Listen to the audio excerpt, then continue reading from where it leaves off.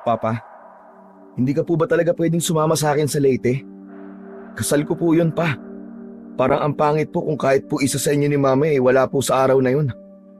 Justin anak, alam mo naman na may sakit ang mama mo. Hindi siya pwedeng bumiyahe ng malayo at mapapagod siya. Baka imbis na mag-enjoy tayo sa kasal nyo, bigla natin siyang isugod sa ospital. Di, pabantayan po natin si Mama kay Tita Maricel. Masyadong malaking abala yun sa Tita Maricel mo. Lalo na't 1 week ka sa Leyte. Saka, may anak din ang tita mo, hindi ba? Nakakahiya naman sa kanya. Basta ganito na lamang. Isama mo na lang dito sa bahay si Rachel pagkagaling niyo sa Leyte. Aba, ikakasal na lang kayo, hindi pa namin siya nakikilala ng mama mo. Sige po, sasabihin ko na lang po sa kanya. Tapos dito po kami sa bahay mag-i-stay na mas matagal bago ko po siya dalhin doon sa bahay na pinapagawa ko para sa aming dalawa. Sigurado po ako na masosurprise siya kasi hindi niya alam na nagpapagawa ko ng bahay namin. Aba, ang bilis naman talaga ng panahon, no? Dati naglalaro ka lamang sa labas. Ngayon, ikakasal ka na, Justin anak. Napangiti si Justin sa sinabing yun ng tatay niyang si Fredo. Sinabi na lang niya na kailangan pa niyang i-check ang mga dadali niya sa pagpunta sa Leyte para maputol na ang pag-uusap nila ng kanyang ama. Ayaw niya kasing maiyak dahil alam niya na doon yun hahantong kapag nagpatuloy ang pag-uusap nila. Nang lumabas si Fredo sa kwarto ni Justin, ay sinimulan lang tignan ni Justin ang laman ng kanyang maleta. Siniguro niya na meron siyang sapat na damit sa 1 linggong pananatili niya sa bahay ni na Rachel kasama ang pamilya nito. Habang abala si Justin sa kanyang ginagawa, ay bumalik naman si Fredo na may dalang buntot ng pagi. Napakunot naman ang noo niya nang makita ang bagay na yon. Teka pa, ano yan? Buntot ng pagi anak. Alam ko po na buntot ng pagi yan pa. Pero bakit may dala po kayong ganyan? Dalhin mo to sa pagpunta mo sa Leyte anak. Pa, hindi ko po kailangan yan. Ano naman pong gagawin ko sa buntot ng pagi? Anak, hindi mo alam ang lugar na pupuntahan mo. Dayo ka sa lugar na yon at mas mabuti ng sigurado. Paboritong biktimahin ng mga aswang ang mga dayo na kagaya mo. Sige na anak, isama mo na ito sa bagahe mo. Papa naman Baka pagtawanan pa ako nila Rachel kapag nakita nila yan Anak, mabisang panlaban to sa mga aswang baka hindi mo nalalaman. Noon pa man, ito na ang gamit naming mga manunugi sa pakikipaglaban sa mga aswang. Pa, moderno na po ang panahon ngayon. Wala na mga aswang. Saka, napakaganda po ng Leyte pa at hindi yun isang lugar na dapat katakutan. Alam ko anak, at hindi ko sinasabi na maraming aswang sa Leyte. Kahit saan lugar ay may aswang anak. Nasasabi mo lang na wala na sila dahil mas magaling na silang magtago ngayon at magpanggap. Kahit saang lugar ka pa pumunta anak, ipapadala ko pa rin sa ito. Napabuntong hininga si Justin. Tumayo siya at inakbayan ang kanyang ama. Pa, huwag po kayong mag-alala sa akin. Kasama ko pong family ni Rachel. Safe po ko doon. Itago niyo na lang po yan ulit, okay? Mukhang hindi talaga kita mapipilit na dalhin ito. Pero mangako ka sa akin anak, naligtas kang makakauwi dito sa atin. Promise po. Palagi po ako mag-a-update sa inyo. Ngumiti si Justin at kahit paano ay nakita niya na naging kampante ang kanyang ama. Nang muling lumabas ng kwarto si Fredo, ay bumalik na siya sa kanyang ginagawa.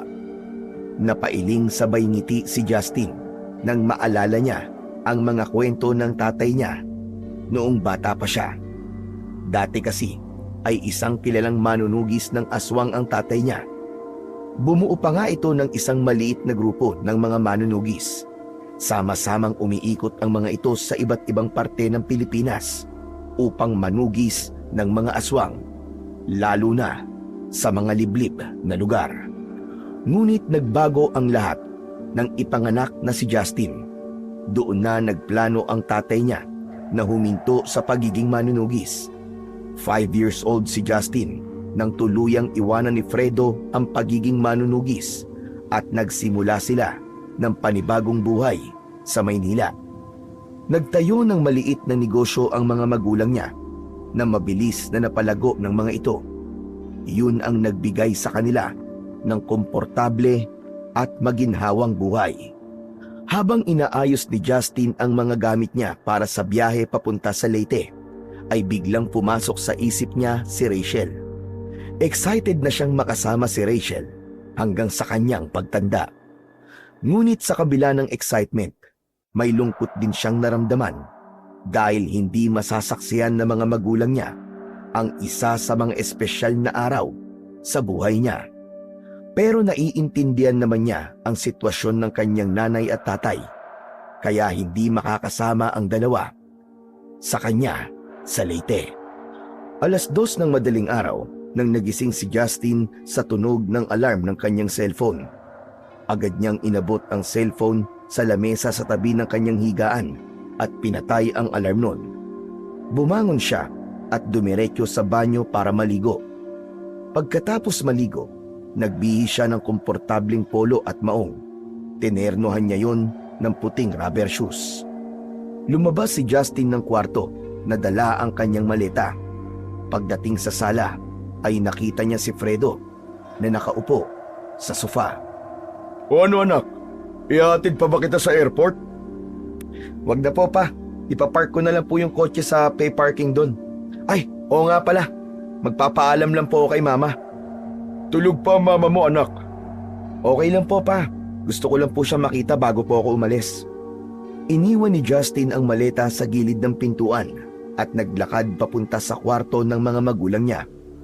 Maingat niyang binuksan ang pinto at sumilip sa loob. Nakita niya ang nanay niyang mahimbing na natutulog. Lumapit siya rito at hinalikan ito sa noo.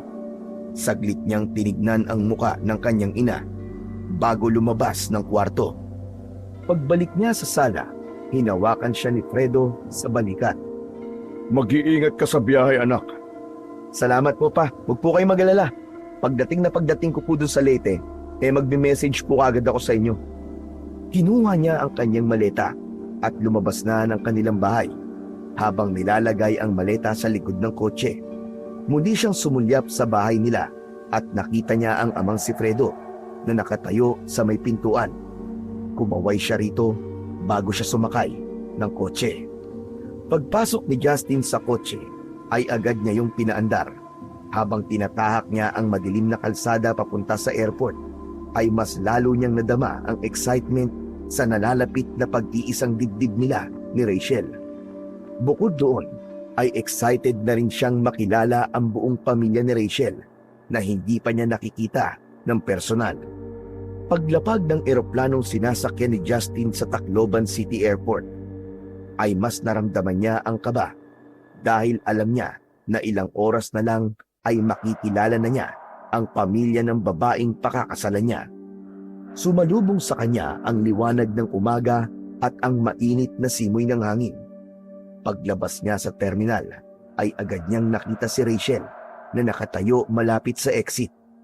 Nakangiti ito at kumakaway sa kanya. Agad na nilapitan ni Justin si Rachel at walang pag-aalinlangan na niyakap niya ito ng mahigpit. Parang nawala ang lahat ng pagod niya sa mahabang biyahe ng sandali na yon. Kumusta ang biyahe mo? Okay naman. Nakakapagod pero eto, nawala na ang pagod ko nung makita kita. Kahit kailan talaga, bolero ka, Justin. Nagsasabi lang ako ng totoo. Oo nga pala. Pasensya ka na.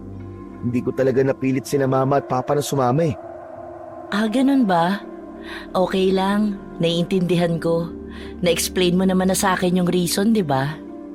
Tumango si Justin, ngunit hindi niya maiwasang makaramdam ng kaunting lungkot.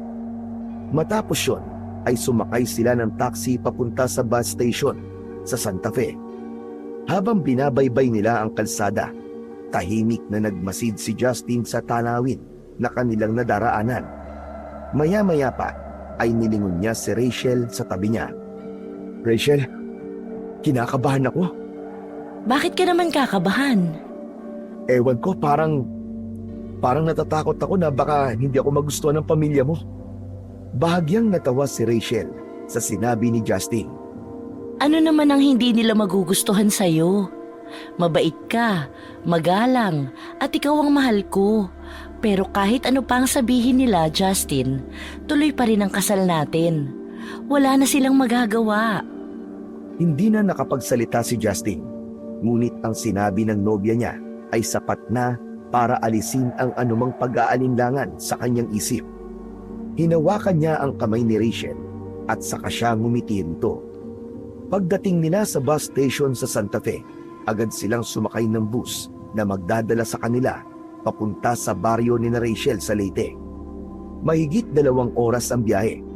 Sa kabila ng kaba na meron si Justin, mas nangibabaw sa kanya ang pananabik niya na masimulan ang buhay na kasama ang kanyang pinakamamahal na si Rachel. Pagbaba ni na Justin sa bus ay isang sedan ang sumundo sa kanila. Ang driver na nakauniforme ay pinagbuksan sila ng pinto sa backseat at ito na rin ang naglagay ng maleta ni Justin sa likod ng sasakyan. Habang nasa biyahe, napansin ni Justin na paunti ng paunti ang bahay na nakikita niya. Unti-unting napalitan ng mga puno at talahiban ang tanawin. At habang papalapit sila sa kanilang destinasyon, ay tuluyan ng walang nakitang mga bahay si Justin. Wala bang ibang bahay dito? Wala. Sa amin lang talaga ang buong lugar na ito. Pagdating sa bahay ni Rachel, ay sandaling huminto ang sasakyan sa isang malaki at mataas na gate na bakal. 2 kasambahay ang nagbukas nun at saka pumasok ang sasakyan. Ang daanan ay napapalibutan ng mga punong kahoy at malalagong halaman. Sa dulo ng driveway, tumambad sa kanila ang bahay ni Rachel. 3 palapag ang bahay at parang mansyon sa laki. Meron yung malalaking bintana at terrace.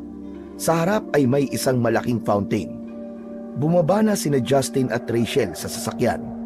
Hindi napigilan ni Justin ang igala ang paningin sa paligid ng may kasamang pagkamangha. Wow! Hindi ko akalain na ganito pala kayo kayaman. Hindi naman. Sakto lang.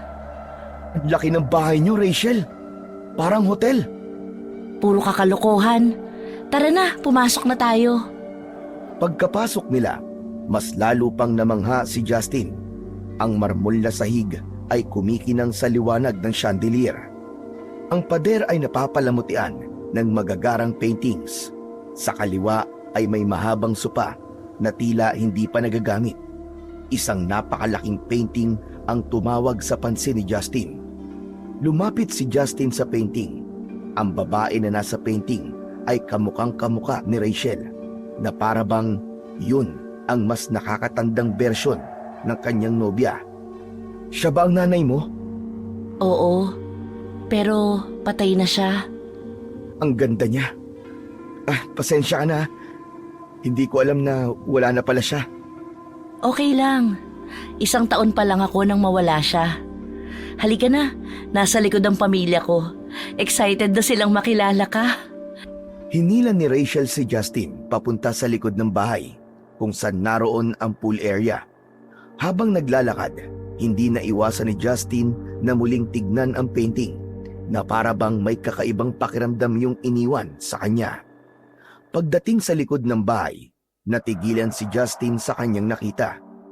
Isang napakalaking oval shape na pool ang bumungad sa kanya. Habang hawak ni Rachel ang kamay ni Justin, ay nagtungo sila sa gazebo.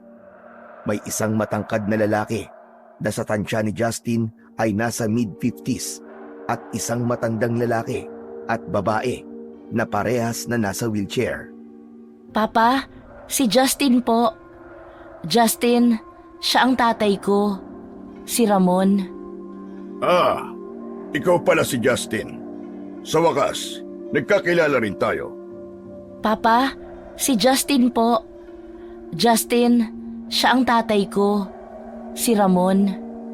Magandang umaga po, sir. Sir, tawagin mo na lamang akong tito. At pagkatapos ng kasal niyo ng anak ko, pwede mo na akong tawagin Papa. Napangiti si Justin sa mainit na pagtanggap ni Ramon.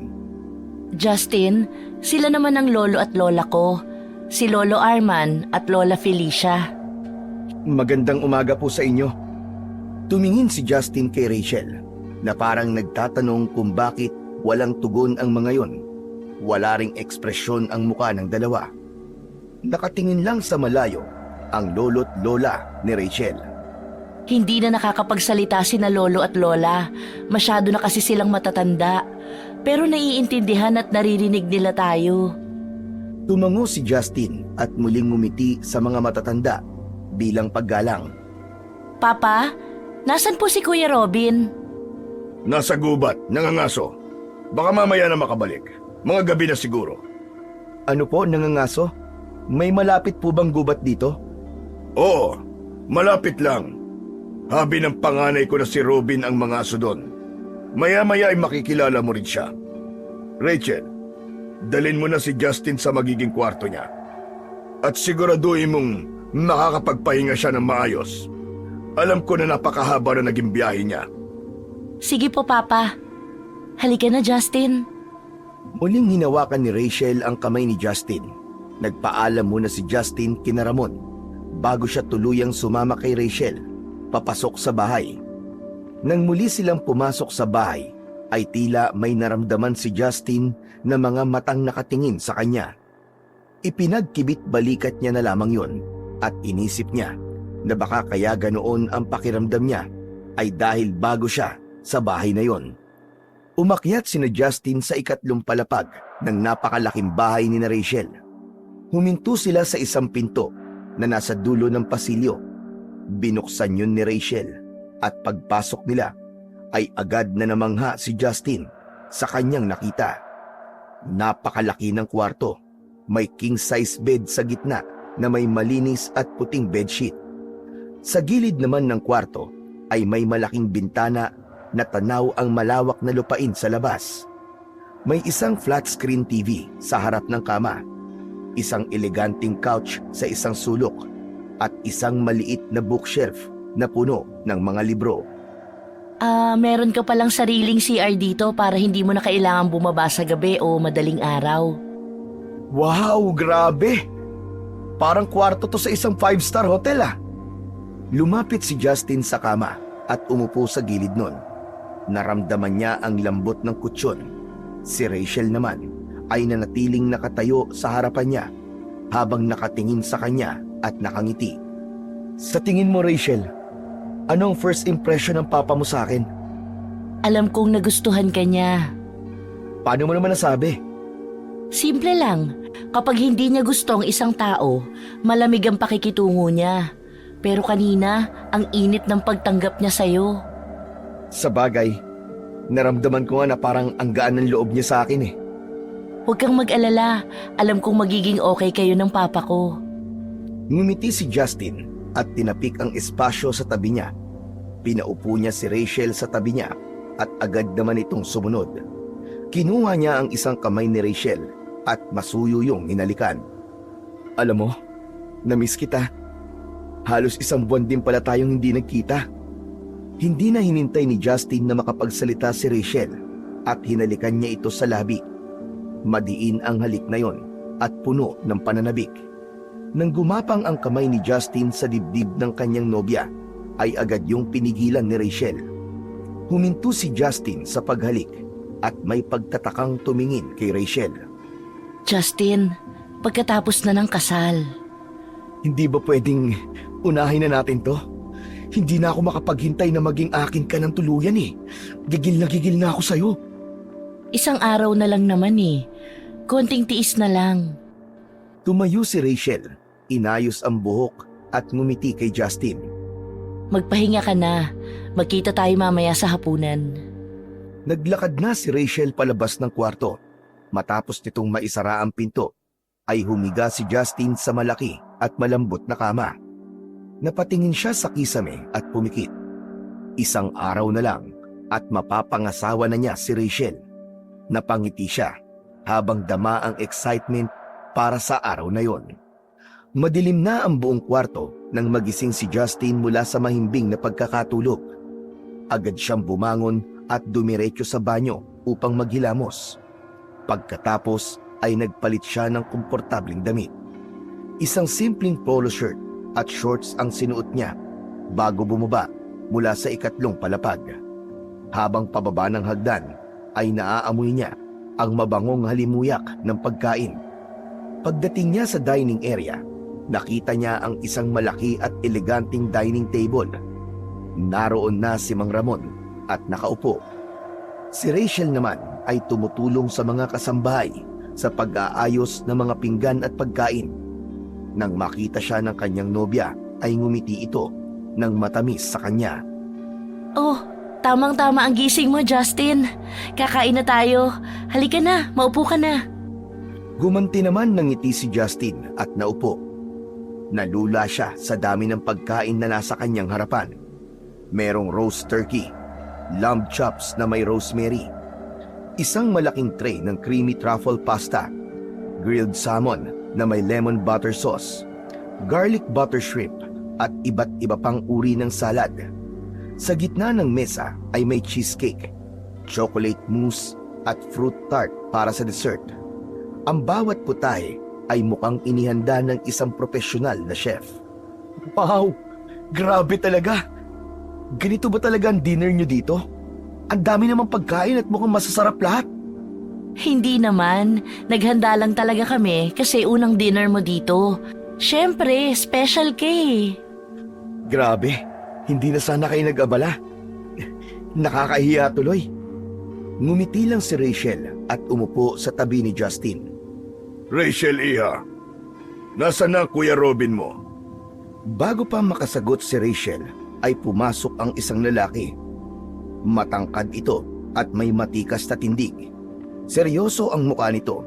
Nakasuot ito ng itim na polo shirt na fit sa malapad na dibdib nito. At ang mga mata nito ay matalim at tila sinusuri ang lahat sa paligid. Umupo ang lalaki sa tapat ni Justin at doon napansin ni Justin ang tingin nito. Mabigat at malamig na parang tumatagos sa kanyang kaluluwa.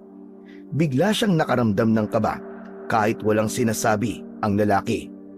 Kuya, si Justin nga pala, fiancé ko. Justin, siya ang Kuya Robin ko. Si Robin ay tumingin kay Justin ngunit hindi nagsalita. Tumangulang ito ng bahagya. Makalipas ang ilang sandali ay nagsimula na silang maghapunan. Habang kumakain, sinubukan ni Justin na mag-enjoy sa masasarap na putahe na nasa kanyang harapan. Ngunit hindi niya maiwasang mapansin si Robin. Paminsan-minsan, nahuhuli niya itong nakatingin sa kanya at ang mga tingin nito ay matalim. Bagamat tila malamig ang pakikitungo ni Robin sa kanya, ay sinikap ni Justin na umaktong normal at makisali sa usapan ni Rachel at Ramon tungkol sa nalalapit nilang pagpapakasal ng kanyang nobya. Pagkatapos ng hapunan, naglakad si Justin papunta sa pool area. Tahimik ang paligid. Isang malalim na paghinga ang pinakawalan niya.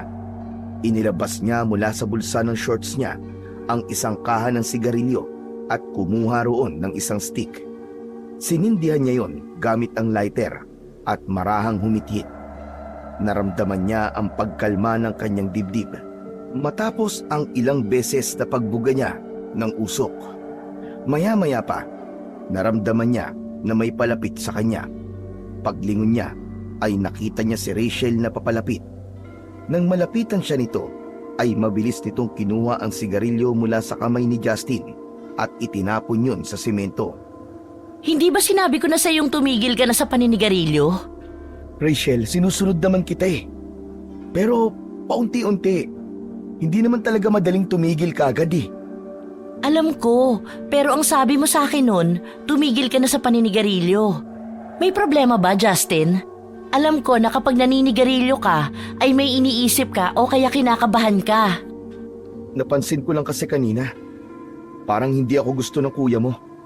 Sandaling natahimik si Rachel, saka ngumiti ng bahagya. Si Kuya Robin? Ganon talaga yun. Tahimik lang talaga siya at hindi sanay makihalubilo sa ibang tao. Hindi eh. Iba talaga yung tingin niya sa akin kanina. Parang galit siya sa akin. Kahit ngayon lang kami nagkita. Huwag mo nang isipin yon. At kung sakali man na hindi ka niya gusto para sa akin, wala akong pakialam. Matutuloy pa rin ang kasal natin, kahit buong angkan ko pa ang ayaw sa'yo. Napangiti si Justin at napailing. Kinabig niya si Rachel at mabilis itong hinalikan sa labi. Aswerte ko talaga sa'yo, Rachel. Kaya mahal na mahal kita eh. Mahal na mahal din kita, Justin. Sige na, bumalik na tayo sa loob. Pauna ka na. Susunod ako sa'yo maya-maya. Magpapahangin lang muna ako rito. Ngumiti si Rachel at bumalik na ito sa loob ng bahay, habang si Justin naman ay nanatiling nakatayo roon. Inisip niya ang sinabi ni Rachel at kahit paano ay nabawasan ang gumugulo sa isip niya. Sinabi niya sa kanyang sarili na hanggat tanggap siya ni Rachel ay wala siyang dapat pang isipin sa kung gusto siya o hindi ng ibang miyembro ng pamilya nito. 2:00 na ng madaling araw, ngunit gising na gising pa rin si Justin. Kahit na anong posisyon ang gawin niya, ay hindi siya nakaramdam ng antok. Hindi niya alam kung dahil sa napahaba ba ang tulog niya kanina o dahil naninibago siya sa lugar na kinaroroonan niya. Huminga siya ng malalim at bumangon. Nakaramdam siya ng uhaw, kaya naisipan niyang bumaba sa kusina upang uminom ng tubig. Tahimik niyang binuksan ang pinto ng kanyang kwarto at naglakad pababa. Nang nasa 2nd palapag na siya, ay bigla siyang natigilan. Mula sa sala sa ibaba, ay narinig niya ang pamilyar na boses ni na Rachel, Robin at Mang Ramon. Nag-uusap ang mga yon, ngunit ang tono ni Robin ay galit na galit. Ayoko na maghintay ng ilang araw. Gawin na natin to ngayon. Robin, hindi tayo pwedeng magkamali. Kailangan nating maging matyaga. Kapag nagpadalos-dalos tayo, baka tayo ang mapahamak. Tama si Papa. Kapag hinintay natin ang tamang oras, mas ma-enjoy natin ang lahat. Mas magiging satisfying yun, Kuya. Napakunot ng noo si Justin. Nagtaka siya kung tungkol saan ang pinag-uusapan ng tatlo. Kahit hindi niya alam kung ano ang sinasabi ng tatlo, ay may kaba siyang naramdaman. Mabilis na yumuko si Justin nang makita niya na palingon si Robin sa kinaroroonan niya, na para bang naramdaman nito ang kanyang presensya. Mas lalo siyang kinabahan. Marahan siyang umatras at bumalik sa hagdan, papunta sa 3rd palapag ng bahay. Nang makabalik na si Justin sa kanyang silid, ay agad niyang sinarado ang pinto at sumandal doon.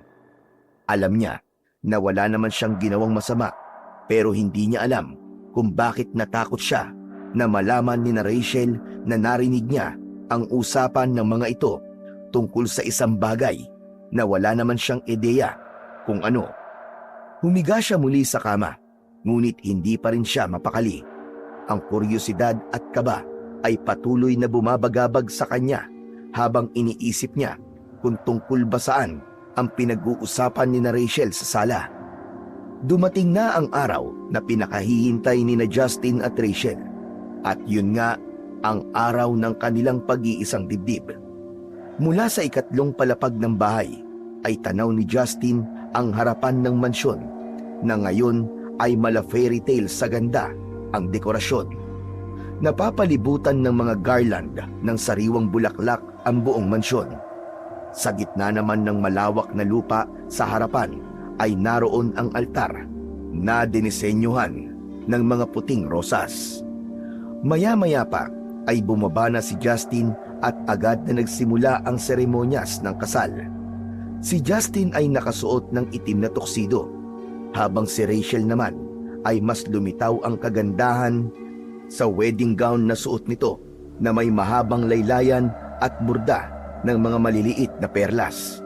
Ang seremonyas ay maayos natapos at nagsimula ng kumain ang mga bisita. May 3 mahahabang mesa na puno ng masasarap na pagkain. Sa unahan ng lahat ay nakaupo sina Justin at Rachel. Habang iniikot ni Justin ang tingin sa mga bisita, ay may napansin siyang kakaiba. Ilang bisita ang tila nakatingin sa kanya ng matagal na para bang sinusuri siya. May ibang nagbubulungan pa at parang naging sentro siya ng atensyon.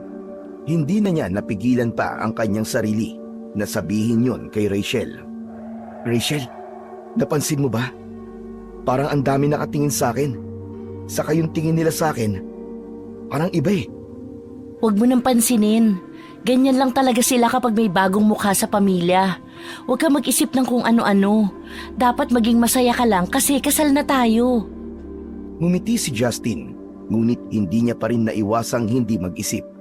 Ganun pa man, alam niya na wala siyang dapat pang ikabahala dahil kasal na sila ni Rachel at mag-asawa na silang dalawa.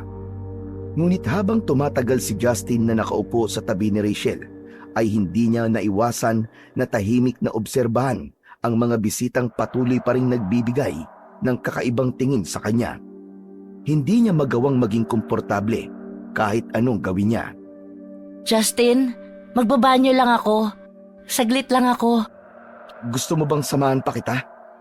Hindi na, kaya ko na. Dito ka na lang. Tumayo si Rachel at naglakad papunta sa loob ng bahay. Sinundan ni Justin ng tingin ang kanyang asawa. Maya-maya pa ay inilabas niya ang kanyang cellphone mula sa bulsa ng kanyang pantalon. Binuksan niya ang kamera at patagong kinunan ng litrato sina Ramon at Robin na abala sa pagkain at tila seryosong nag-uusap sa lamesang hindi kalayuan sa kanya. Agad niyang sinend ang litrato sa kanyang ama at mabilis na nag-type ng mensahe. Sinabi niya sa tatay niya na yun ang tatay at kuya ni Rachel. Pagkasend ng mensahe ay agad niyang ibinalik ang cellphone sa kanyang bulsa. Ilang sandali pa, bumalik na si Rachel na may malaking ngiti sa labi. Ayos ka lang ba rito? Parang tahimik ka masyado. Sino naman kasi ang kakausapin ko dito? Sa bagay, hayaan mo, mamaya ipapakilala kita sa mga kaibigan at kamag-anak namin. Ngumiti si Justin. Naupo na si Rachel sa tabi niya. Nagpatuloy ang araw na yon na pilit nilalabanan ni Justin ang hindi maipaliwanag na pakiramdam. Habang abala ang lahat sa kasiyahan, nagdesisyon siyang isantabi muna ang nararamdaman at ituon ang sarili kay Rachel at sa kanilang espesyal na araw. Kinagabihan, masayang naglakad sina Justin at Rachel papunta sa kwarto ni Rachel. Magkahawak ang kanilang mga kamay. Dama ni Justin ang labis na pananabik. Sa wakas ay dumating na ang gabi na pinakahihintay niya. Ang gabi kung kailan maaangkin na niya si Rachel. Pagkapasok nila sa kwarto ay agad na isinara ni Justin ang pinto. Lumapit siya kay Rachel. Hinawakan niya ang kamay nito at tumingin ng diretso sa mga mata nito. Hindi mo alam kung gaano ko katagal tong hinintay, Rachel. Ako rin, Justin. Pero ano? uminom muna tayo ng wine para mas maging espesyal ang gabing ito. Bahagyang napangiti si Justin, bagamat naroon ang maliit na pagkadismaya sa kanyang isip. Naglakad si Rachel papunta sa mesa sa gilid ng kwarto. Naroon ang isang bote ng mamahaling wine na halatang inihanda para sa gabi nilang yon. Katabi noon ang 2 wine glass. Maingat na binuksan ni Rachel ang bote at nagsali ng wine sa mga baso. Pagkatapos ay iniabot nito ang isa kay Justin. Para sa maraming taon na pagsasama natin, Justin. At para sa maraming anak na bubuuin nating 2. Sabay nilang itinaas ang kanilang mga baso at nag-toast. Matapos yun, dahan-dahan nilang ininom ang kanilang wine habang hindi inaalis ang tingin sa isa't isa. Pagkatapos nilang ubusin ang laman ng kanilang baso, muling nilapag ni Rachel ang baso sa mesa. Si Justin naman ay lumapit dito at hinawakan ito sa bewang. Marahan niya itong kinabig palapit sa kanya. Hinalikan niya si Rachel sa labi. Isang banayad ngunit puno ng pananabik na halik. Ihihiga na sana ni Justin si Rachel sa kama, ngunit bigla siyang nakaramdam ng kakaibang pagkahilo. Umikot ang buong paligid at unti-unti niyang naramdaman na tila nawalan siya ng kontrol sa sarili niyang katawan. Justin, okay ka lang ba? Rachel, parang... Sinubukan ni Justin na magsalita, ngunit tila naging mabigat ang kanyang dila. Ang kanyang mga tuhod ay nanghina at bago pa man niya matapos ang kanyang sasabihin, ay bumagsak na siya sa malamig na sahig ng kwarto. Hindi niya na nalaman ang mga sumunod na nangyari dahil nawalan na siya ng malay. Kinaumagahan, nang magising si Justin, ay agad niyang naramdaman ang pananakit ng kanyang ulo. Pakiramdam niya ay binibiyak yun sa gitna. Bahagya niyang minasay ang kanyang sentido habang sinusubukang alalahanin ang nangyari kagabi. Paglingon niya sa kanyang kaliwa ay nakita niya si Rachel na mahimbing na natutulog sa kanyang tabi. Tumingin si Justin sa ilalim ng kumot at nanlaki ang mga mata niya nang makita niya na wala siyang saplot sa katawan. Biglang gumalaw si Rachel at nang magising ito ay isang matamis na ngiti ang pinakawalan nito. Good morning. Rachel, ano nangyari kagabi? Ang huli ko kasing naalala ay bigla akong nahilo at pagkatapos, wala na akong matandaan. Tumawa ng mahina si Rachel at umupo sa kama. Hinatak nito ang kumot para takpan ang sarili. Well, may nangyari sa ating dalawa kagabi. And let me just say, you were impressive, Justin. Ha? Teka, paano nangyari yun? Hindi ko naman natatandaan. Gino-joke mo lang yata ako eh. Gusto mo bang ikwento ko pa ng detalyado sa'yo kung ano ang mga ginawa mo sa akin? Namula si Justin at mabilis na umiling. Sige na, huwag na. Hindi na kailangan. Tumawa ulit si Rachel. Tumayo na ito sa kama at kinuha nito ang robe na nakasabit sa gilid ng aparador. Isinuot nito yon at tumingin kay Justin. Sige na, bumangon ka na. Malapit na ang oras ng breakfast. May sasabihin pa sana si Justin pero hindi niya na nasabi dahil naglakad na si Rachel papunta sa banyo. Naiwan si Justin sa kama na nakatulala at patuloy na naguguluhan. Pilit niyang binalikan ang mga nangyari kagabi, ngunit wala talaga siyang maalala. Napahawak siya sa noo at napabuntong hininga. Inalis na lang niya ang isipin na yon at pinaniwalaan na lang niya ang sinabi sa kanya ng kanyang asawang si Rachel. Makalipas ang ilang sandali, ay bumaba na sina Justin at Rachel upang magtungo sa dining area. Pagdating nila roon, ay nakaupo na sina Ramon at Robin. Nasa dulo ng lamesa si Ramon habang abala sa pagbabasa ng dyaryo, samantalang si Robin naman ay tahimik na nakaupo. Agad nang ngumiti si Mang Ramon nang makita ang bagong kasal. Good morning! Ayos! Mukhang maganda ang gising nyo. Ang saya ko pa rin hanggang ngayon. Napakaganda ng kasal nyo kahapon. Kaya nga po, Papa. Salamat po kasi halos ikaw na ang nag-asikaso ng lahat. Wala yun, anak. Hindi naman ako papayag na hindi ka maging masaya sa araw ng kasal mo.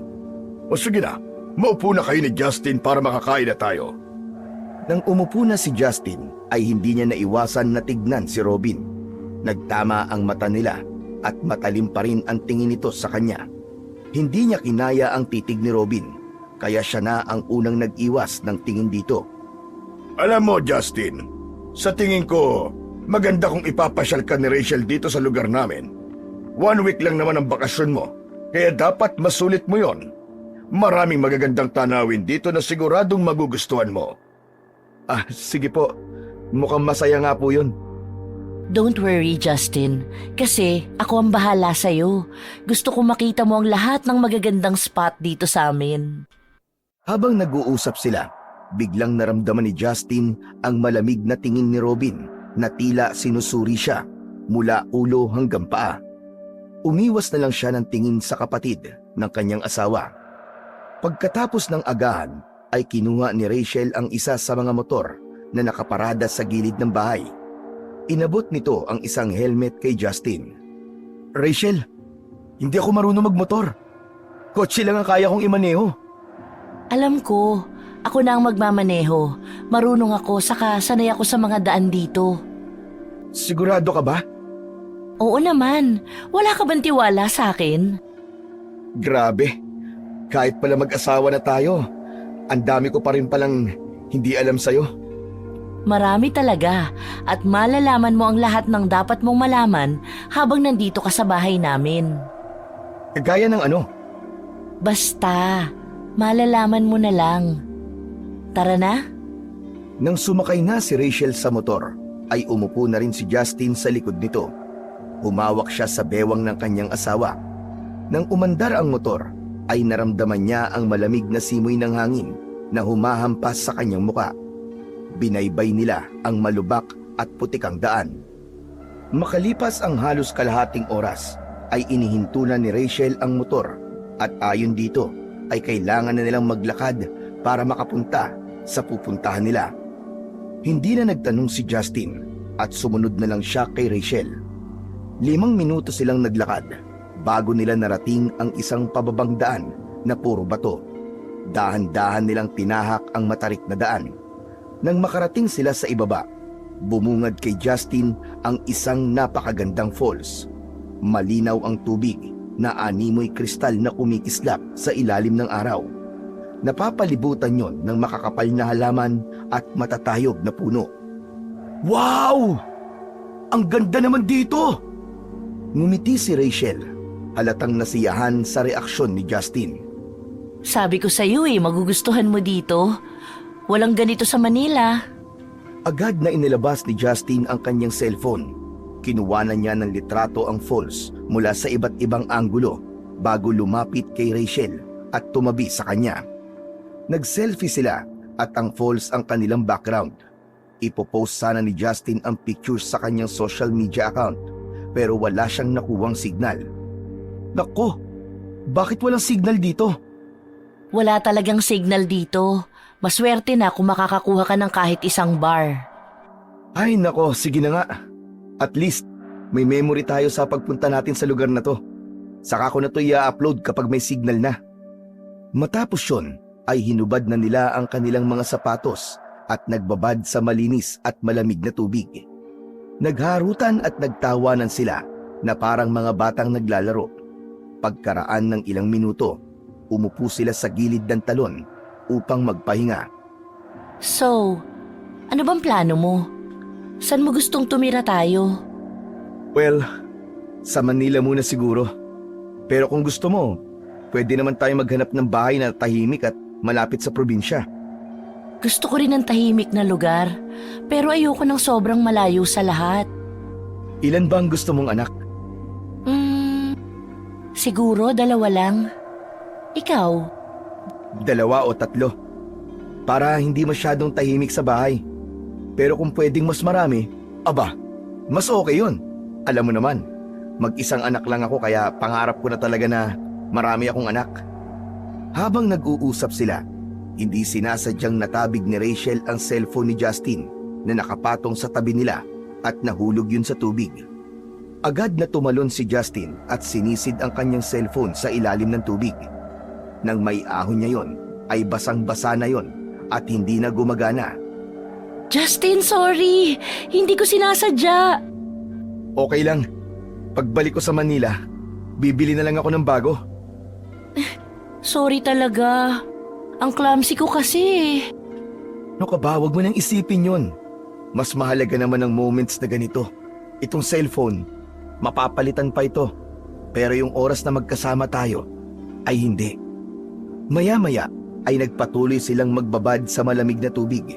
Sa sandaling yon, ay nakalimutan ni Justin ang agam-agam niya tungkol sa tila hindi magandang impresyon ni Robin sa kanya. Sa mga sumunod na araw, sinamahan ni Rachel si Justin sa iba't ibang magagandang lugar sa lugar na yon. Napuno ang bawat araw ni Justin ng mga bagong karanasan, mula sa pag-akyat sa bundok na may tanawing parang larawang iginuhit, hanggang sa pagpunta sa isang beach na walang tao at napakaganda. Kahit hindi na naayos ang cellphone niya, ay hindi niya yun alintana. Sapat na ang bawat sandaling kasama niya, si Rachel. Ngunit habang papalapit ang huling araw ng kanyang pananatili roon, ay naramdaman niya ang mabigat na lungkot na pilit niyang isinasantabi. Ilang beses niyang sinubukang huwag isipin ang nalalapit na pagbabalik niya sa Maynila. Isang gabi, Habang kumakain sina Justin at Rachel sa isang kilalang kainan sa bayan, ay natigilan si Justin nang maisip niya na malapit na pala siyang bumalik sa Manila. Napansin ni Rachel ang biglaang pananahimik ni Justin, kaya hindi nito naiwasan ang mag-usisa. Bakit parang ang bigat ng iniisip mo? Napansin ko lang kasi na ang bilis ng araw. Sa makalawa pala babalik na ako sa Manila. Huwag kang mag-alala, susunod naman ako agad doon. Hindi rin tayo magtatagal na magkahiwalay. Alam ko naman yun. Pero nasanay na kasi ako na magkasama tayo araw-araw Hinawakan ni Rachel ang kamay ni Justin sa ibabaw ng mesa. Kaya nga, mag-enjoy tayo sa natitirang araw na magkasama tayo. Gawin nating espesyal ang bawat oras. Napangiti si Justin sa sinabi ni Rachel at kahit papano ay gumaan ang bigat sa dibdib niya. Tumango siya, saka muling kumuha ng pagkain. Sa kabila ng lungkot, naisip niya na tama si Rachel. Kailangan nilang sulitin ang bawat sandali na magkasama sila. Sumapit na ang huling gabi ni Justin sa bahay ni Rachel. Ang hapunan sa gabing yon ay espesyal dahil puno ang lamesa ng masasarap na putahe. Ngunit sa kabila ng masasarap na pagkain, ay tahimik silang lahat habang kumakain. Labis na nagtaka si Justin dahil sanay siya na palagi silang nagkikwentuhan ni Rachel at Mang Ramon habang kumakain. Isa pang ipinagtaka niya ay naroon ang lolo at lola ni Rachel na noon lang sumalo sa kanila sa pagkain. Matapos kumain, tumayo si Mang Ramon at sumenyas sa mga kasambahay. Linisin niyo na ang lamesa. Agad na tumalima ang mga kasambahay. Inalis na mga ito ang lahat ng mga nasa lamesa at walang itinirang kahit ano. Bukas na pala ang alis mo, Justin. Opo, tanghali po ang flight ko kaya dapat po madaling araw pa lang po makaalis na po ako rito. Pero nakakatiyak ka ba na makakabalik ka sa pamilya mo? Ano pong ibig niyong sabihin? Sa gabing ito, maglalaro tayo, Justin. Magtatago ka sa kahit saang parte ng bahay. Kapag natagpuan ka ng sino man sa amin, ako, ang anak ko si Robin, si Rachel, ay papatayin ka namin. Nanlaki ang mga mata ni Justin at natawa sa narinig. Tito Ramon, seryoso po ba kayo? Hindi siya nagbibiro, Justin. Ang totoo, lahat kami rito ay mga aswang. Hindi ba ang sabi ko sa'yo, may mga bagay ka pa na malalaman tungkol sa akin? Isa na ito sa mga bagay na yun. Narito ka para sa isang laro. Ang larong magdedesisyon kung mabubuhay ka o hindi. Natahimik si Justin. Tinignan niya ang mga taong naroroon, ngunit hindi niya mabasa ang kanilang mga muka. Si Rachel, na tila nagbibiro nung una, ay biglang naging seryoso. Ngunit maya-maya ay muling tumawa si Justin at inisip niya na malamang ay bahagi lang yun ng pamamaalam ni Rachel sa kanya. At hindi niya dapat ituring na literal ang lahat ng sinabi ng mga ito, gaya ng papatayin siya at aswang ang mga ito. Okay, game ako. Kailan ba tayo magsisimula? Bibigyan ka namin ng kalahating oras para makapagtago. Pagkatapos nun, magsisimula na ang paghahanap namin sa'yo. At huwag ka mag-alala, Justin. Magiging patas ang laro. Tayo-tayo lang ang nandito. Wala na ang mga kasambahay. Tumayo na rin si Rachel at ngumiti kay Justin. Mabuti pang magsimula ka na ngayon, Justin. Maghanap ka na ng magandang taguan. Natatawang tumayo pa si Justin at naglakad palayo. Agad siyang naghanap ng lugar kung saan siya maaaring magtago. Sa isip niya, alam niya na nais lang maglaro ng tagu-taguan ng pamilya ni Rachel at wala siyang dapat na ipag-alala. Umakyat si Justin sa ikalawang palapag ng bahay. Napansin niya na nakabukas ang bawat pinto ng silid. Ngunit isang pinto ang nakatawag ng pansin niya.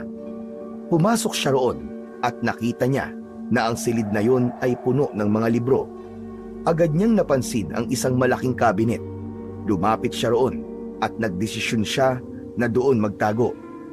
Binuksan ni Justin ang kabinet at pumasok. Maingat niyang isinara ang pinto mula sa loob. Inilapat niya ang likod sa dingding ng kabinet habang may malaking ngiti sa labi dahil sa excitement niya sa laro na yon. Lumipas ang ilang minuto at nakaramdam na si Justin ng pagkainip. Paulit-ulit siyang sumisilip sa maliit na awang ng kabinet, ngunit wala siyang makitang tao sa labas. Lalabas na sana siya, subalit nang itutulak na niya ang pinto, ay bigla siyang nakarinig ng mabibigat na yabag mula sa labas. Natigilan siya at halos hindi na siya humihinga habang unti-unting lumalapit ang mga yabag sa kabinet. Biglang bumukas ang pinto ng kabinet at bumungad sa kanya ang dalawang nakakatakot na nilalang. Mga aswang. Maihahalin tulad sa isang halimaw ang anyo ng dalawa. Meron yung matutulis na mga ngipin at kuko at ang mga mata ng mga yon ay nanlilisik na para bang nagbabagang apoy. Sigurado siya na aswang ang mga yon dahil ganon ilarawan ng tatay niya ang itsura ng mga aswang. Nang hilakbot si Justin nang sumugod ang isa sa mga aswang pero malakas niya itong sinipa. Natumba ang aswang. Agad na lumabas si Justin sa kabinet, ngunit bago pa siya makalayo, naramdaman niyang bumaon ang matatalim na ngipin ng isa sa mga aswang sa kanyang balikat. Napasigaw siya sa sakit pero agad niyang naabot ang isang mabigat na candle holder sa mesa at buong lakas na ipinalo niya yon sa ulo ng aswang na nasa likod niya. Kumawala ang pagkakakagat ng aswang sa balikat ni Justin. Tatakbo na sana siya palabas, ngunit sinunggaban siya ng isa mula sa kanyang likuran. Padapang natumba si Justin at habang nasa sahig siya ay nakita niya ang isang mahabang bakal na parang sibat na may tulis sa dulo. Hindi niya alam kung saan nanggaling yon, pero wala na siyang panahon para mag-isip. Dinampot niya ang bakal at mabilis siyang tumihaya. Pikit mata niyang itinarak ang sibat sa dibdib ng aswang na nasa harapan niya. Sa hindi sinasadyang pagkakataon, natuhog din ng sibat ang aswang na nasa likod ng aswang na nasa harapan ni Justin. Napuno ang silid ng nakakakilabot na hiyaw ng dalawang nilalang bago bumagsak ang mga yon sa sahig. Naguguluhang tumayo si Justin. Tinitigan niya ang mga nakahandusay na aswang hanggang sa unti-unting nagbago ang anyo ng mga yon. Bumalik ang dalawang aswang sa pagiging tao. Natigilan siya nang malaman na ang dalawang aswang ay ang lolo at lola ni Rachel. Halos mawalan ng lakas si Justin. Napaatras siya habang nanginginig ang buong katawan. Pakiramdam niya ay isang masamang panaginip lamang ang lahat. Ano to? Paano naging aswang ang lolo at lola ni Rachel? Paulit-ulit na sinampal ni Justin ang sarili at umasa siya na magigising siya sa masamang panaginip na yon. Ngunit kahit na anong sampal ang gawin niya, ay nanatili pa rin ang dalawang walang buhay na aswang sa kanyang harapan at doon na niya napagtanto na hindi pa naginip ang lahat. Biglang bumukas ang pinto ng silid at narinig ni Justin ang isang malakas na sigaw ni Rachel. Napalingon siya at nakita niya si Rachel na nakatayo sa may pinto habang nakapako ang tingin sa dalawang bangkay sa sahig. Nagmamadali itong lumapit sa lolo at lola nito. Lumuhod si Rachel at niyakap ang dalawang katawan. Lola! Lolo!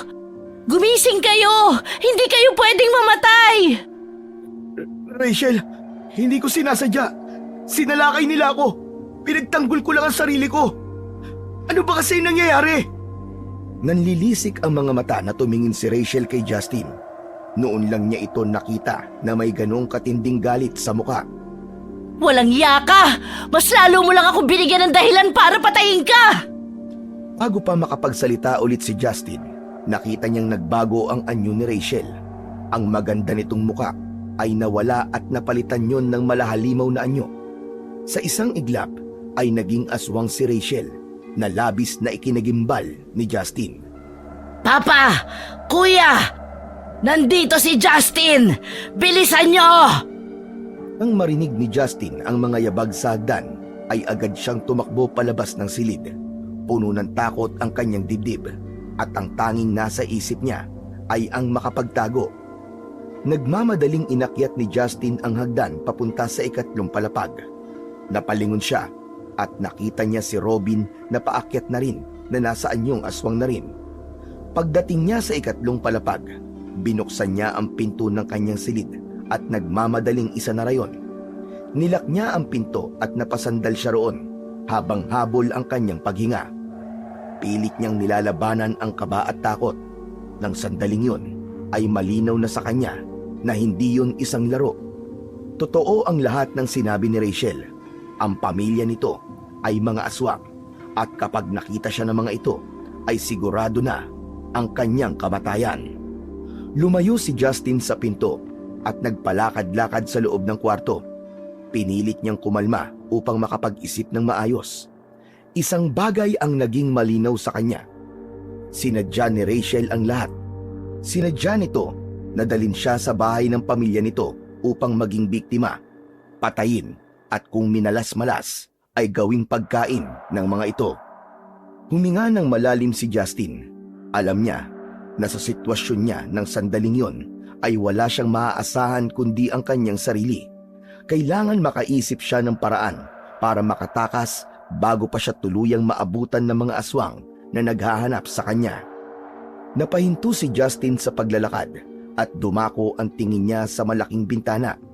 Lumapit siya roon at sinubukan niya yung buksan, pero kahit na anong puwersa ang gamitin niya ay hindi siya nagtagumpay na mabuksan ang bintana. Kinuha niya ang isang upuan at bumalik sa harapan ng bintana. Huminga siya ng malalim bago hinampas ang salamin na bintana gamit ang upuan. Ngunit hindi yun nabasag. Paulit-ulit niyang hinampas ang bintana, pero kahit gasgas ay hindi yun nagkaroon. Hanggang sa naputol na lang ang isang paa ng upuan ay hindi pa rin nabasag ang salamin. Nanghihinang binitiwan ni Justin ang upuan.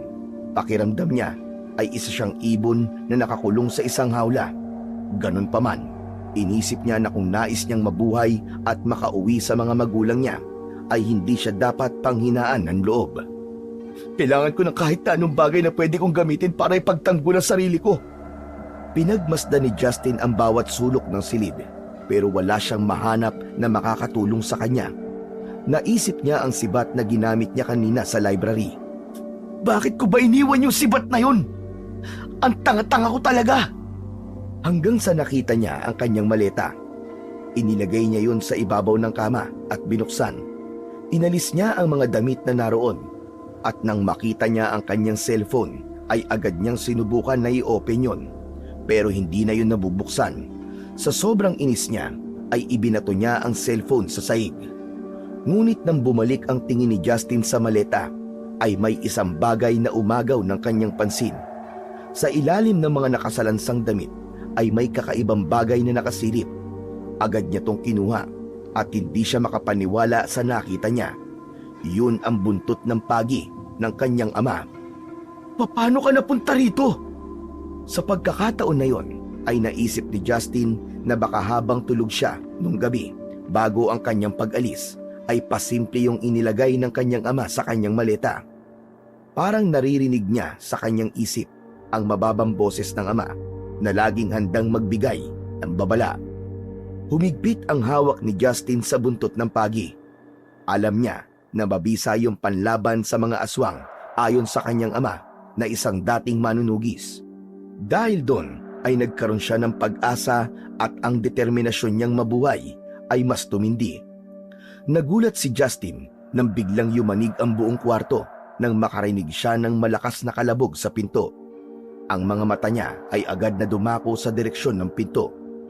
Mula sa labas ng pinto ay narinig niya ang malalim at malamig na boses ni Robin. Wala ka nang tatakasan, Justin. Tanggapin mo na lang ang katotohanan na mamamatay ka na ngayong gabi. Hindi ako susuko. Hindi ako papayag na basta na lang mamatay nang hindi lumalaban. Ano bang kasalanan ko sa inyo? Bakit yung ginagawa sa akin to? Hindi mo na kailangan malaman ang dahilan dahil mamamatay ka na rin naman. Patuloy ang malakas na pagbangga ni Robin sa pinto. Naramdaman ni Justin ang malamig na pawis sa kanyang noo. Nilabanan niya ang takot dahil alam niya na kapag pinangunahan siya ng takot ay hindi siya makakapag-isip ng maayos. Napaatras si Justin ng tuluyan nang bumigay ang pinto. Tumambad kay Justin si Robin na nasa anyong aswang.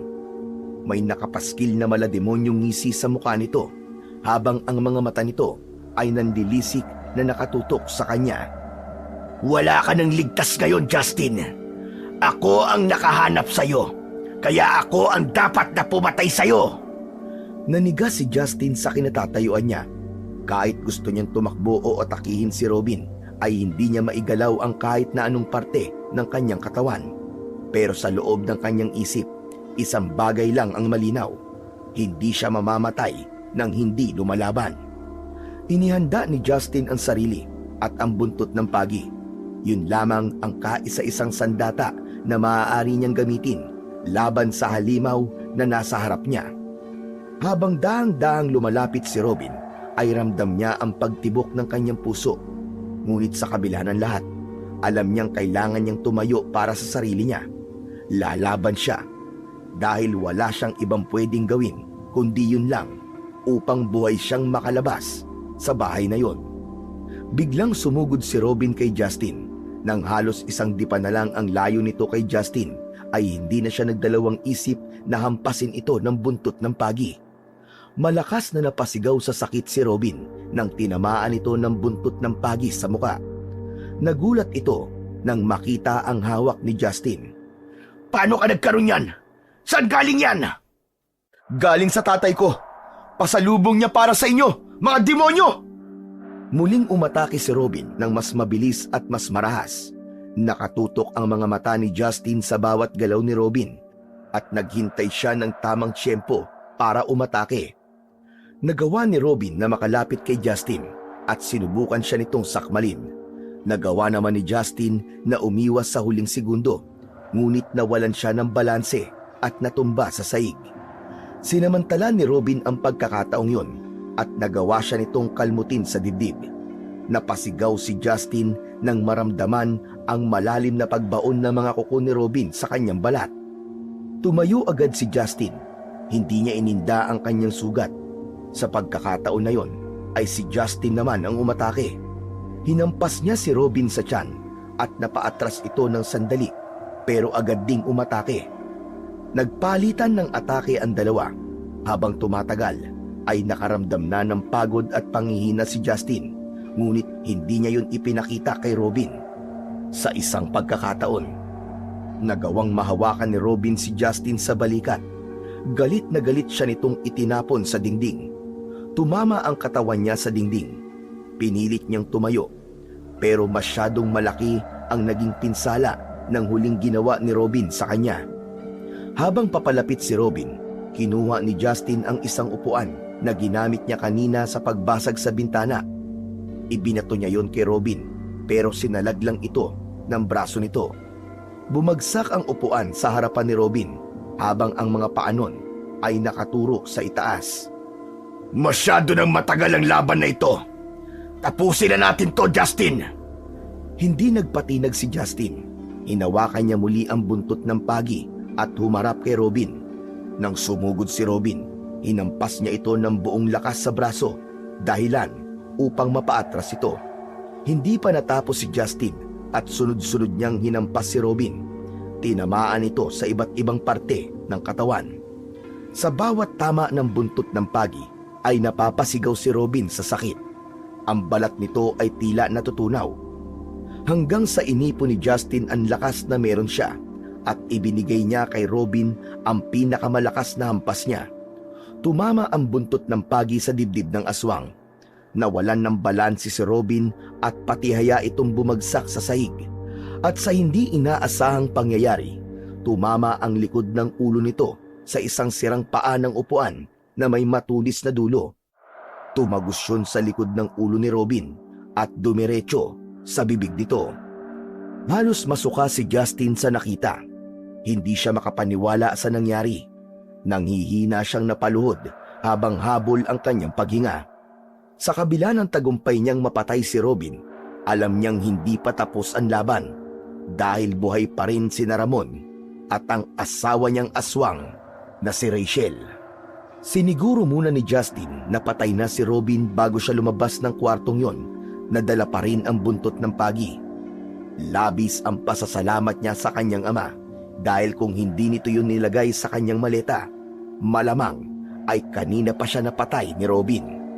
Maingat ang bawat hakbang ni Justin habang bumababa siya ng hagdan. Alam niyang bawat galaw niya ay maaaring magbigay ng pahiwatig kina Ramon at Rachel na buhay pa siya. Nang makarating siya sa sala, agad siyang nagtungo sa main door. Hinawakan niya ang seradura at pilit yung pinihit, ngunit hindi mabuksan ang pinto. Isinunod niya ang mga bintana, pero kagaya ng pinto ay wala rin siyang nabuksan sa mga yon.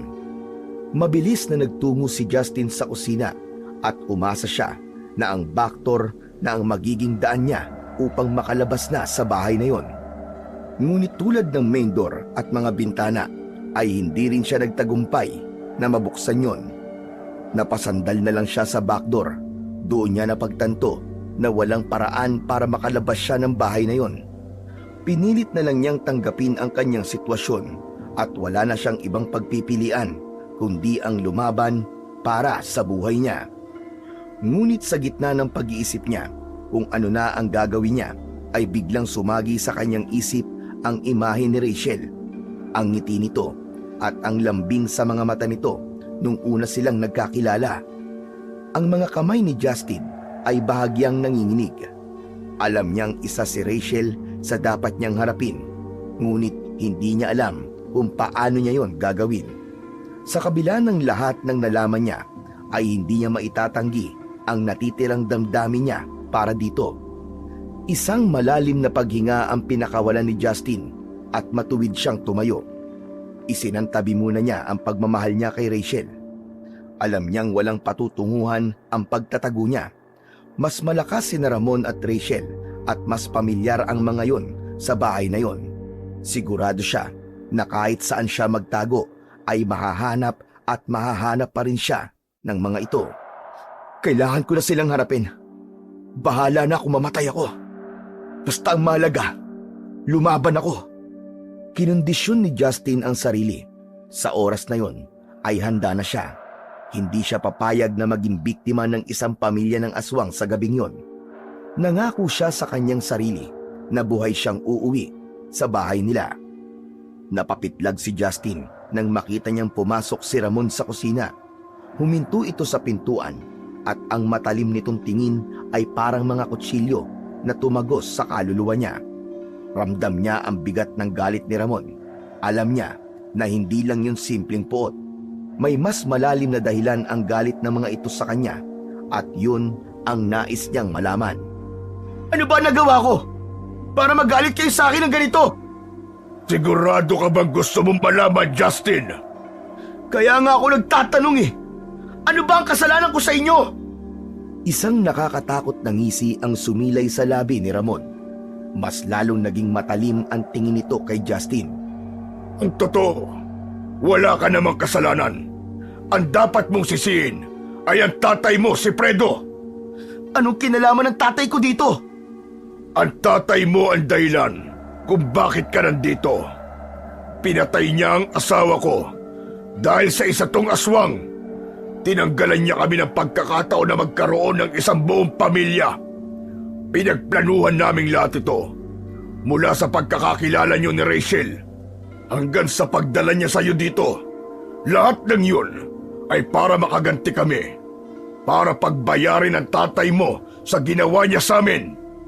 Kapag pinatay ka namin, mararamdaman niya ang sakit na naramdaman namin nung pinatay niya ang asawa ko. Sigurado akong ginawa lang ng tatay ko ang tama. Siguro, may dahilan siya kung bakit pinatay ang asawa mo. Wala akong pakialam kung anong dahilan niya. Nagkamali siya ng aswang na pinatay. At ngayon, ikaw ang magbabayad sa pagkakasala niya.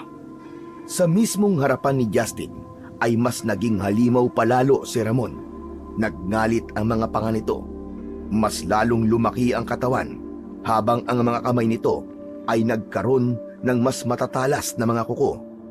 Ang mga mata nito ay tila nagbaga na ng tuluyan at ang mga ngipin nito ay umusli na sa kanyang bibig. Napaatras si Justin at alam niya na wala na talaga siyang magagawa kundi ang lumaban at ipagtanggol ang kanyang sarili. Sa isang iglap, sumugod si Mang Ramon kay Justin ng mabilis at mabangis. Napaatras si Justin at halos tumama sa mukha niya ang mga kuko nito. Tumama ang mga kuko ni Ramon sa pinto na nag-iwan ng malalalim na gasgas sa kahoy. Inisip ni Justin na kung sa mukha niya yun tumama, siguradong siya ay mamamatay kagad. Hinampas ni Justin si Ramon gamit ang buntot ng pagi, pero mabilis itong nakaiwas. Naabot ni Ramon si Justin at nasugatan ang braso niya gamit ang matatalas nitong kuko. Napasigaw si Justin sa sakit, ngunit hindi siya umatras. Sa halip, gumanti siya ng hampas at tumama sa gilid ng mukha ni Ramon ang buntot ng pagi. Nagpatuloy ang kanilang laban. Sinugod muli ni Ramon si Justin. Hindi nakaiwas si Justin at tinamaan siya ng suntok sa tiyan. Napaluhod siya ng dahil sa sakit at sinamantala yon ni Ramon upang sugatan ang kanyang balikat. Tumulo ang dugo ni Justin sa sahig ng kusina, ngunit hindi niya binitiwan ang kanyang armas. Pakiramdam ni Justin ay hindi nauubusan ng lakas si Mang Ramon. Sa isang pagkakataon, sinunggaban ni Mang Ramon si Justin at binuhat siya, saka ibinagsak sa lamesa ng kusina. Napaigik si Justin, ngunit bago pa makalapit si Ramon dito, hinampas niya ito ng malakas sa muka gamit ang buntot ng pagi. Napaatras si Ramon at bahagyang napaluhod. Sumigaw ito sa labis na galit. Muling sumugod si Ramon, ngunit mas naging handa na si Justin sa pagkakataon na yon. Sa bawat galaw ni Ramon ay umiwas siya o hindi kaya ay hinahampas niya ito ng buntot ng pagi. Kapwa natigilan ang dalawa nang narinig nila ang malakas na pagpalaw ni Rachel mula sa ikatlong palapag. Kuya Robin! Kuya! Nanlaki ang mga mata ni Ramon at napatingin ito kay Justin. Anong ginawa mo kay Robin? Anong ginawa mo sa anak ko? Pinatay ko siya. Kung hindi ko ginawa yon, ay ako ang mamamatay. Walang hiya ka. Wala kang pinagkaiba sa ama mo. Papatayin kita! Papatayin kita! Malakas na sumigaw si Ramon. Mas lalong naramdaman ni Justin ang galit na kumawala kay Ramon ng sandaling yun. Tumindi lalo ang kaba niya dahil alam niya na sa pagkakataon na yun ay mas nagkaroon ng dahilan si Ramon na paslangin siya. Mabilis na sumugod si Ramon at sa bilis nito ay hindi na nagawang makaiwas pa ni Justin. Sinunggaban siya ni Ramon at naramdaman niya ang pagbaon ng mga kuko nito sa magkabilaan niyang braso. Kasunod nun ay buong puwersang kinagat ni Ramon ang balikat ni Justin. Halos napaluhod siya sa labis na sakit dahil pakiramdam niya ay tumagos sa kanyang buto ang mga pangil ng aswang. Napasandal si Justin sa lababo habang nagpupumiglas mula sa pagkakahawak ni Ramon sa kanya. Sa gilid ng kanyang mata ay napansin niya ang lagayan ng mga kutsilyo. Habang abala si Ramon sa pagkagat kay Justin, ay pilit niyang inabot ang lagayan ng mga kutsilyo. Kinuha niya ang pinakamahabang kutsilyo at mahigpit yung hinawakan. Buong puwersa niya yung itinarak sa likod ni Ramon. Naramdaman ni Justin ang pagkawala ng mga ngipin ni Ramon sa balikat niya. Napaatras ito. Hindi na sinayang pa ni Justin ang pagkakataon na yon. Hinawakan niya ang ulo ni Ramon at ginilitan niya ang leeg nito. Tumilamsik ang dugo ni Mang Ramon sa sahig at sa mukha ni Justin bago bumagsak ang katawan nito sa sahig. Nanghina si Justin matapos ang laban niya kay Mang Ramon. Itinapon niya ang kutsilyo sa sahig. Napaupo siya sa sahig habang nakatingin sa walang buhay na katawan ni Mang Ramon na bumalik na sa pagiging tao. Sa pagkakataon na yon, alam niya na malapit nang matapos ang laban na yon. Si Rachel na lamang ang natitira, ngunit duda pa rin siya kung kaya ba niya itong patayin gaya ng ginawa niya sa kapatid at tatay nito. Maya-maya pa ay may narinig si Justin na mga yabag mula sa hagdan sa itaas ng bahay. Alam niya na si Rachel yon. At dahil hindi pa niya alam kung kaya niyang harapin si Rachel, ay naisip niya na magtago muna. Napansin niya ang isang pinto sa gilid ng kusina. Dati pa niyang nakikita ang pintong yun, ngunit wala siyang ideya kung ano ang nasa loob nun. Nilapitan ni Justin ang pinto at binuksan yun. Isang makipot na hagdan pababa ang bumungad sa kanya. Sa ibaba ay may malamlam na ilaw na sapat lang upang makita niya kung ano ang nasa kanyang harapan. Alam ni Justin na kung hindi siya kikilos kagad ay maaabutan siya ni Rachel. Kaya kahit hindi siya sigurado sa kung anong meron sa ibaba ng hagdan, ay pumasok na siya at mabilis na isinarado ang pinto. Nagsimula na siyang bumaba sa hagdan na gawa sa makapal na uri ng kahoy. Pagdating niya sa ibaba, isang mahabang pasilyo ang bumungad sa kanya. Napapagitnaan yon ng mga pader na gawa sa lumang bato. Ang pasilyo ay parang walang katapusan, ngunit kailangan niyang magpatuloy.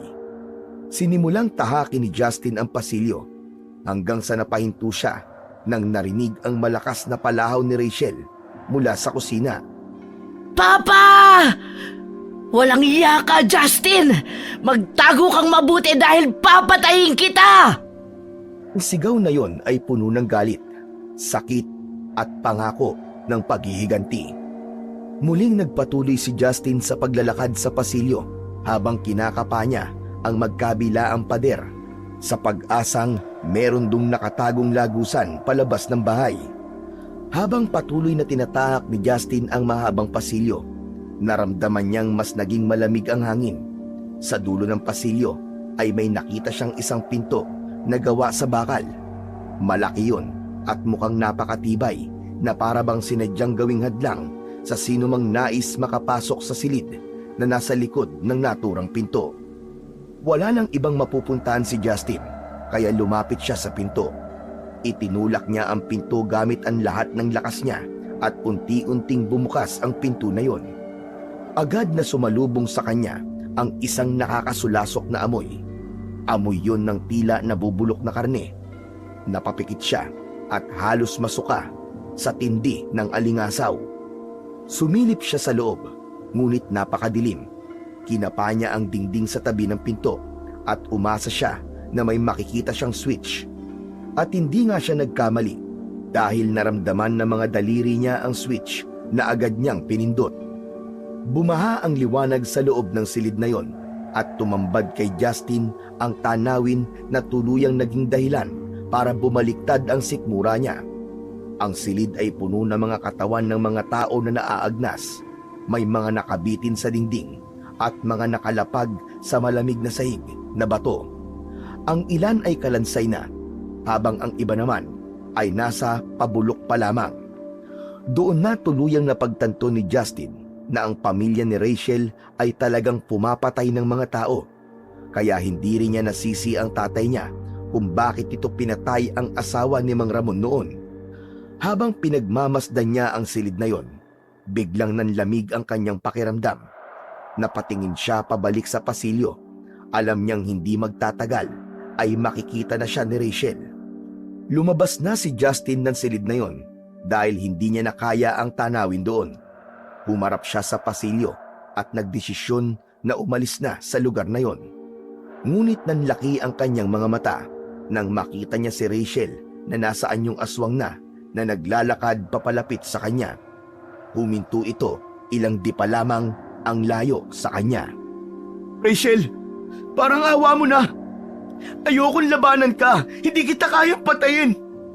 Mahal kita, Rachel. Isipin mo ang lahat ng pinagdaanan natin. Alam kong mahal mo ako. Mahal? Hindi kita mahal at kailanman ay hindi kita minahal. Ang mga alaala at ang mga salitang sinabi ko sa'yo, lahat ng iyon ay pagpapanggap lang.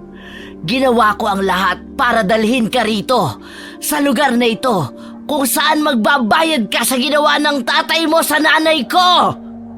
Rachel, hindi totoo yan. Alam kong mahal mo ko. Naramdaman ko yun. Ngunit sa halip na sumagot, isang mabangis na sigaw ang pinakawalan ni Rachel. Bigla itong sumugod kay Justin habang ang kanyang kuko ay nakaumang na parang mga talim. Wala nang nagawa si Justin kundi ang umatras pabalik sa silid ng mga bangkay. Mabilis niyang itinulak ang pinto upang isarado. Ngunit mabilis siyang napigilan ni Rachel. Buong lakas nitong itinulak ang pinto, kaya napaatras si Justin. Nawalan siya ng balanse at napahiga siya sa tumpok ng mga naaagnas na bangkay. Mabilis na pumasok si Rachel at umibabaw kay Justin. Maigpit nitong hinawakan ang magkabila ang braso ni Justin habang ang mga kuko nito ay bumaon sa kanyang balat. Sa kabila ng sakit ay pilit na nagpumiglas si Justin, ngunit hindi niya magawang makawala. Hindi kita mapapatawad, Justin! Pinatay mo ang tatay ko! Pinatay mo si Kuya Robin! Isusunod na kita sa kanila! Bago pa makasagot si Justin, biglang sinakmal ni Rachel ang leeg niya gamit ang matatalim nitong ngipin. Napasigaw si Justin sa labis na sakit.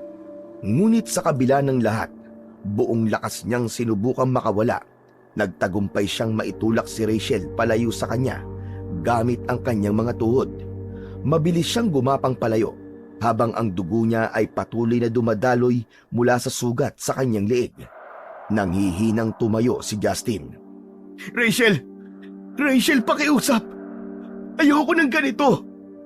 Alam ko may natitira ka pang kabutihan sa'yo. Alam kong mahal mo rin ako kahit papano. Ayoko magpatayan tayong dalawa! Tigilan mo na ang ilusyon mo, Justin! Hindi kita minahal kahit kailan!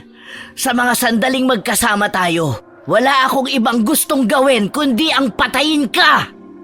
Natigilan si Justin sa sinabing yun ni Rachel.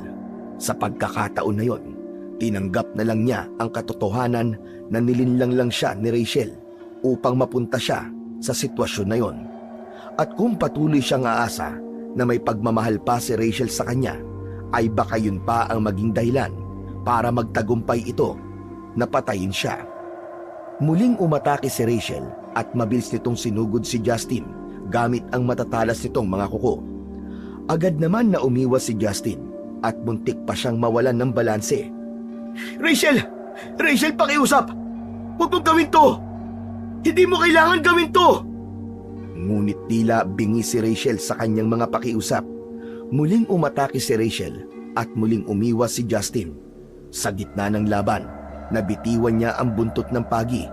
Nagmadali siyang yumuko upang damputin yon. Ngunit biglang sumugod si Rachel at hinila ang kanyang braso upang pigilan siya na makuha ang kanyang sandata. Diretsong tinignan ni Justin si Rachel. Sa mga mata nito, Rachel, hindi kita kayang saktan.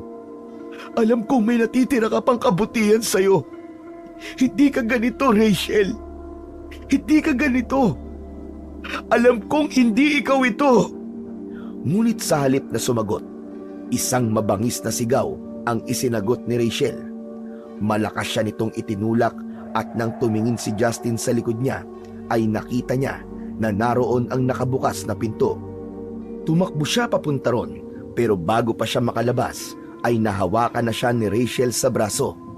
Hinila siya nito pabalik at ibinilibag siya nito sa dingding. Ang katawan ni Justin ay tumama sa isang matigas na pader at agad siyang bumagsak sa sahig. Sinubukan niyang tumayo, pero dahil sa lakas ng paghampas niya sa pader, ay hindi na niya maigalaw ang kahit na anong parte ng kanyang katawan. Marahang lumapit si Rachel kay Justin. Huminto ito sa may paanan niya. Marahan itong yumuko habang ang mukha nito ay puno ng puot. Rachel! Rachel, pakiusap! Tigilan mo na to! Tingnan mo ako sa mga mata, Justin! Gusto ko na ang mukha ko ang huli mong makikita bago ka mamatay! Hindi nakapagsalita si Justin. Pakiramdam niya ay yun na ang kanyang katapusan. Ang kanyang mga mata ay puno ng luha habang nakatitig kay Rachel. Marahan na isinaksak ni Rachel ang matutulis itong kuko sa tiyan ni Justin. Napahiyaw sa labis na sakit si Justin nang maramdaman niya ang pagbaon ng mga kuko ni Rachel sa kanyang katawan. Halos mawalan na ng ulirat si Justin sa tindi ng sakit. Ngunit inisip niya ang kanyang mga magulang. Alam niya na labis na masasaktan ng mga yon kapag namatay siya. Kaya kahit wala na siyang pag-asang mabuhay ng sandaling yon, ay humiling pa rin siya sa Diyos ng himala. Hanggang sa nanlaki ang mga mata ni Justin nang biglang pumasok sa silid na yon ang kanyang ama na si Fredo. Meron itong tangan na matalas na itak. Inakala niya na imahinasyon niya lang ang lahat kaya bahagya siyang napangiti. Anong iningiti-ngiti mo dyan? Ang gusto ko ay masaktan ka! Magmakaawa ka sa akin, Justin! Mabilis na lumapit si Fredo sa kanila at tumayo ito sa likod ni Rachel na wala pa rin kaalam-alam sa pagdating ng ibang tao sa silid na kanilang kinaroroonan. Pakawalan mo ang anak ko! Halimaw! Nagulat si Rachel nang marinig ang malakas na sigaw ni Fredo. Agad itong humarap, ngunit wala na itong nagawa nang itaas ni Fredo ang hawak nitong itak at dumapo yun sa gilid ng leeg ni Rachel. Bumaon ng malalim ang talim ng itak. Paulit-ulit na tinaga ni Fredo ang leeg ng aswang hanggang sa tuluyang humiwalay ang ulo nito sa katawan. Bumagsak ang walang buhay na katawan ni Rachel sa sahig. Nang hilakbot si Justin sa kanyang nasaksihan, halos mawalan siya ng ulirat habang nakatingin sa walang ulo na katawan ni Rachel. Wala pa ring tigil ang pag-agos ng luha sa kanyang mga mata. Yumukod ang ama niyang si Fredo at mahigpit na niyakap si Justin. Hindi pa rin alam ni Justin kung ano ang sasabihin niya matapos ang lahat ng nangyari. Anak, tumingin ka sa akin. Tapos na. Ligtas ka na. Pero Papa, si Rachel po. Patawarin mo ko kung kinailangan ko siyang patayin, anak. Pero ginawa ko lang ang tama. Hindi mo na siya maililigtas. Isa siyang aswang at kahit anong sabihin mo sa kanya ay hindi kanya pakikinggan dahil wala siyang ibang nasa isip kundi ang patayin ka. Sa kabila ng mga sinabi ni Fredo, nanatiling magulo ang isip ni Justin. Hindi niya magawang sisihin si Fredo, ngunit hindi rin niya maitanggi ang sakit ng pagkawala ni Rachel. Walang anumang salita ang lumabas mula sa bibig ni Justin. Nanatili siyang nakayakap kay Fredo at umasa siya na kahit papano ay may mahanap siyang kapanatagan sa gitna ng sakit at lungkot na nararamdaman niya. Hindi na muna niya inisip kung paanong naroon ang kanyang ama dahil hindi pa niya kayang iproseso ang samot-saring emosyon na lumukob sa buo niyang pagkatao ng sandaling yon. Nang tuluyan ng kumalma si Justin, ay inalalayan siya ni Fredo upang makatayo. Bagamat nangihina pa siya at masakit pa rin ang buo niyang katawan, ay pilit niyang iniyakbang ang kanyang mga paa habang patuloy na nakaalalay si Fredo sa kanya. Magkasamang tinahak ni na Justin at Fredo ang mahabang pasilyo at inakyat nila ang hagdan palabas ng basement. Dumiretso sila sa sala at nagtaka si Justin nang makitang nakabukas ang main door. Tuluyan na silang lumabas ng bahay ni na Rachel. Nanlaki ang mga mata ni Justin nang makita niya ang mga walang buhay na katawan ng mga kasambahay ni na Rachel na nasa anyong aswang pa rin. Umupo muna sila sa hagdan na nasa harapan ng bahay habang ang araw ay unti-unting sumisilip sa silangan. Pa, ikaw ba ang pumatay sa kanila? Oo, anak. Hinarangan nila ako nang dumating ako kanina. Hindi nila ako tinantanan hanggang sa makuha akong susi sa isa sa kanila. Kaya nagawa ko makapasok sa loob. Mabuti na lang at hindi pa uli ang lahat ng dumating ako. Pero pa, paano niyo po nalaman na kailangan ko po ng tulong? Huminga ng malalim si Fredo bago sumagot. Nung magpadala ka sa akin ng litrato ni Ramon at Robin, agad ko nakilala si Ramon. Si Ramon ang asawa ng aswang na napatay ko noon. Pumapatay sila ng mga tao. Napakarami nilang naging biktima noon, kaya hinanap ko sila. Pero nung nagkaengkwentro kami, ang asawa lang niya napatay ko. Nakatakas si Ramon. Pero bago siya tumakas, nagbanta siya na maghihiganti siya sa akin. Alam kong darating ang araw na gagawin niya ang sinabi niya. Pero hindi ko akalaing sa ganitong paraan. Kaya na malaman ko kung sino ang tatay ni Rachel, alam ko na kagad na nasa panganib ka. Ngayon pa, naiintindihan ko na ang lahat. Kaya agad akong bumiyahe papunta rito, anak. Pero nahirapan akong hanapin ang bahay na ito ni Ramon. Kaya natagalan pa ako. Pasensya ka na anak. Sana'y mas maaga ako nakarating para hindi na humantong ang lahat sa ganito. Wala po kayong dapat na ihingi ng pasensya, Papa. Ang importante po ay buhay tayo. Nailigtas niyo pa rin po ako. Si Mama nga po pala. Sino pong kasama niya sa bahay? Pinabantayan ko muna siya sa tita Maricel mo. Mahirap para sa akin na iwanan siya, pero hindi ko rin kayang pabayaan ka anak. Hindi na muling nagsalita si Justin.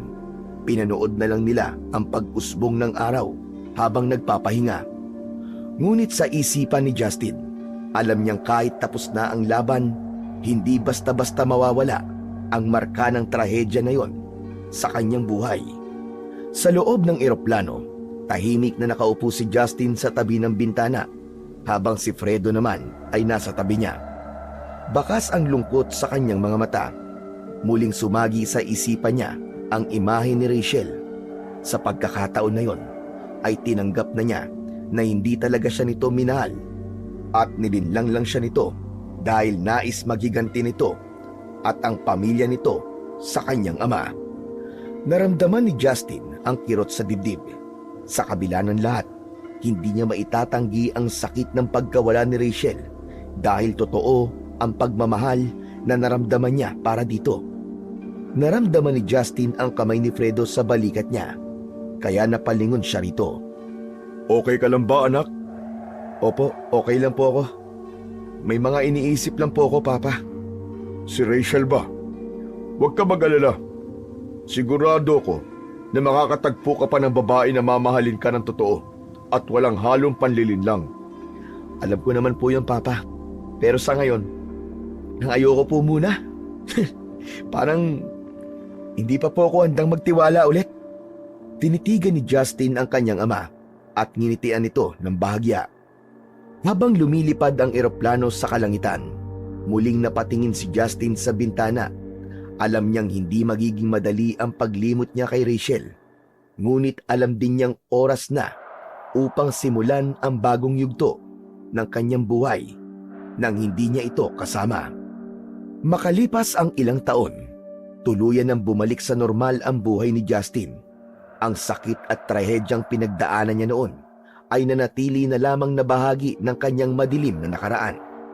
Ang mga alaala ni Rachel, bagamat mahapdi at masakit nung una, ay natutunan niyang bitiwan. Gumaling na rin ang kanyang ina mula sa sakit nito at bumalik ang sigla nito na parang walang nangyari.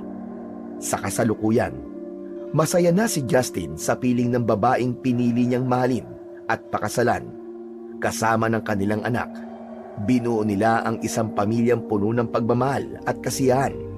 At sa pagkakataon na yon, ay natagpuan ni Justin ang tunay na kapayapaan at ang kaligayahan. Tuluyan niya nang isinara ang pahina ng kanyang nakaraan at nagpatuloy sa mas maliwanag na kinabukasan.